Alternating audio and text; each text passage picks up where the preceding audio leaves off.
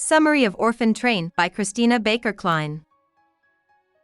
Molly Eyre, who is 17 years old, resides in the community of Spruce Harbor, Maine, with her foster parents, Ralph and Dina Thibodeaux. Molly knows that Ralph and Dina are a safer and better home for her than many of the foster families she has lived with before, even though Dina is always criticizing her for her leftist views and goth appearance.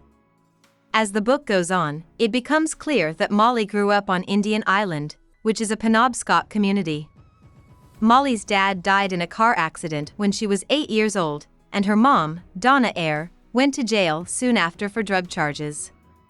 The charm chain Molly's dad gave her for her 8th birthday is the only thing that connects her to her parents. Molly gets 50 hours of community service because she stole a library copy of Jane Eyre. Her boyfriend Jack sets it up so that she can get her hours by cleaning out Vivian Daly's messy attic, who is an old and lonely woman that his mother Terry takes care of. Even though Molly doesn't want Jack to help her, she does because she doesn't want to go to youth jail or get kicked out by Ralph and Dina. Terry and Jack lied to Vivian and said Molly's community service hours were for a school project. Parallel storylines in the book start in 1929 and follow Vivian's life as knee of power, a 9-year-old girl living in New York with her father, Patrick, mother, Mary, younger twin boys, James and Dominic, and baby sister, Maisie. Niamh and her family left Kinvara, which is in County Galway, Ireland, 2 years ago. In New York, Niamh's unhappy mother and drunken father have a hard time taking care of their kids. Niamh's father and brothers are killed in a house fire one night. Because of what happened, her mother is sent to a mental hospital. Mr. and Mrs. Schatzman, Niamh's neighbors, tell her that her sister Maisie died in the hospital. The people take Niamh to the Children's Aid Society, which then sends her to the Midwest on an orphan train. Niamh makes friends with Dutchie, a 12-year-old boy, on the train and watches over Carmine, a baby. Niamh and Dutchie promise to find each other again someday before Dutchie goes home with a farmer in Minneapolis, Minnesota. Nicole is taken home by Lois and Raymond Byrne in Albans, Minnesota. The Byrnes family changes her name to Dorothy. The Byrnes don't care about Niamh and make her suffer while using her for free work in their women's clothing business. When the stock market crashes, the Byrnes ask to have Dorothy moved. A worker for Children's Aid, Mr. Sorensen, takes Niamh to the Groats house, where they live with their 4 poor children.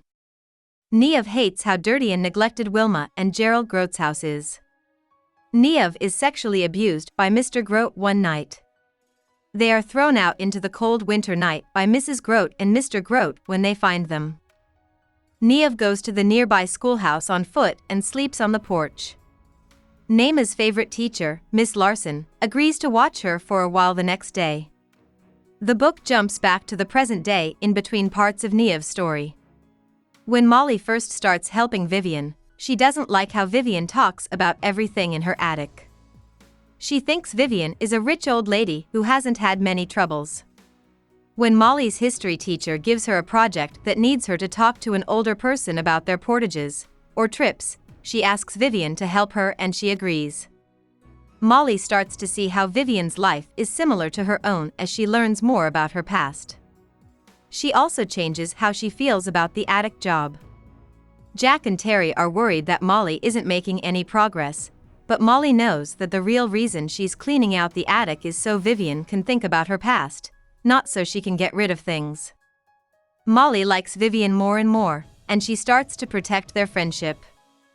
Things keep getting worse at Molly's foster home as her fights with Dina get worse.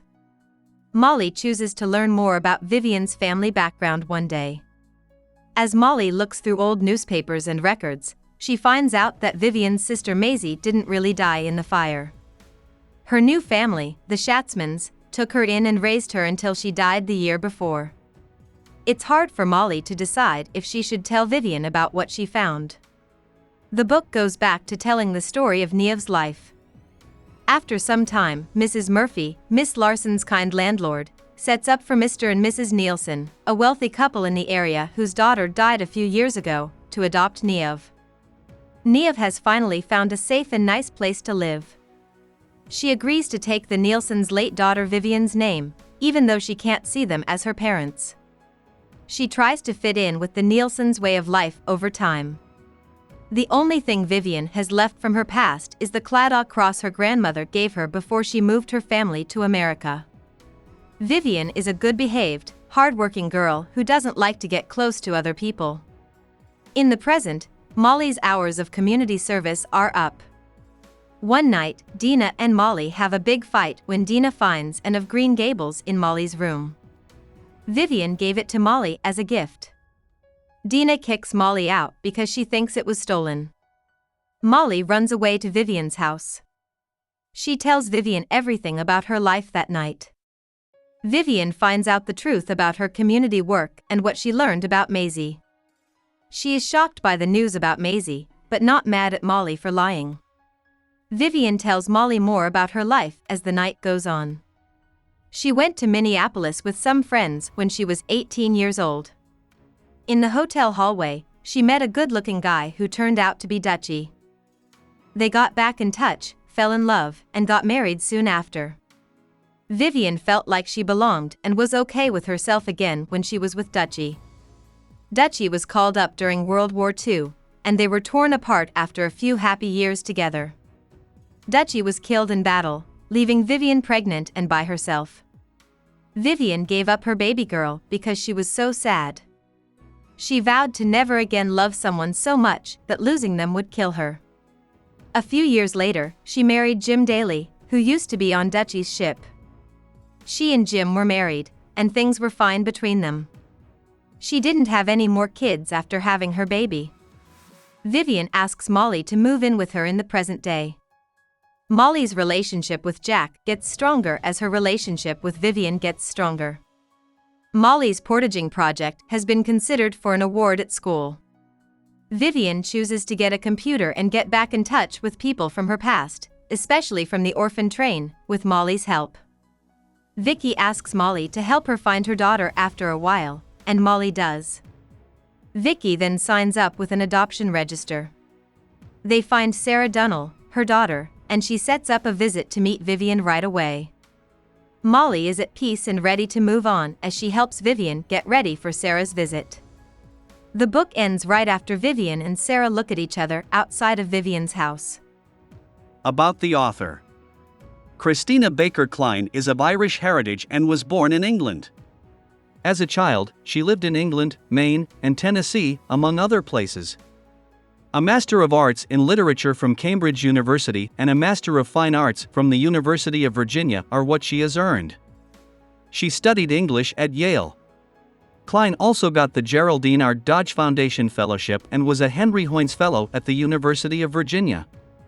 She taught writing for fun at Fordham University from 2007 to 2011. Her 6 books are A Piece of the World, 2017, The Way Life Should Be, 2007, Bird in Hand, 2009, Desire Lines, 1999, and Sweetwater, 1993. One of the books she wrote with her mother, Christina L. Baker, is called The Conversation Begins.